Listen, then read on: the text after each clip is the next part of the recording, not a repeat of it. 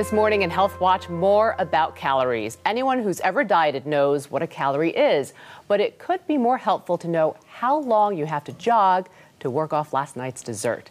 Charles Stuart Platkin, author of The Diet Detective's Countdown, has the skinny. Good morning, Charles. Good morning. How are you? Okay, your book is basically a guide to how long we have to run or walk for eating that glazed donut. How did you figure all this out? Well, basically, we looked at 7,500 different foods, and we created some formulas based on the research, and came out with the exercise equivalents for 7,500 foods with the walking, running, biking, swimming, yoga, and dance, how long it takes to burn that off. It's really scary when you look at the chart through this book.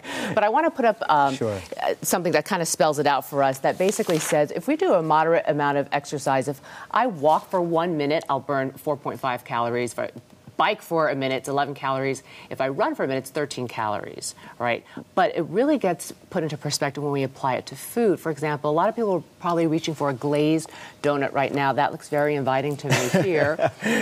But if I have one glazed donut, let's put up the next graphic. You're telling me that it's 350 calories, right? Right, exactly. And how much do I have to do to work that off? 90 minutes of walking, 50 minutes of biking, and 37 minutes of running. Now, that makes me not want to have that donut. Right. But it's not to ruin your day. The idea is we all get a daily caloric budget, right? And that is, if you eat with a daily caloric budget, you will not gain weight and you will not lose weight. It's once we go over that daily caloric budget. That means that the more we eat, the more we have to exercise to burn that off. But does everyone have a different daily caloric budget depending on how much you weigh, or? Exactly. It really depends on how much you weigh and your age and your gender. So all those things are a consideration when you get your daily caloric budget. How do you figure out what your daily caloric budget is? Well, you really, there are formulas out there, and you can go to websites, and I don't want to tease my website, but you can go to dietdetective.com, and we have a calorie calculator there that you can use.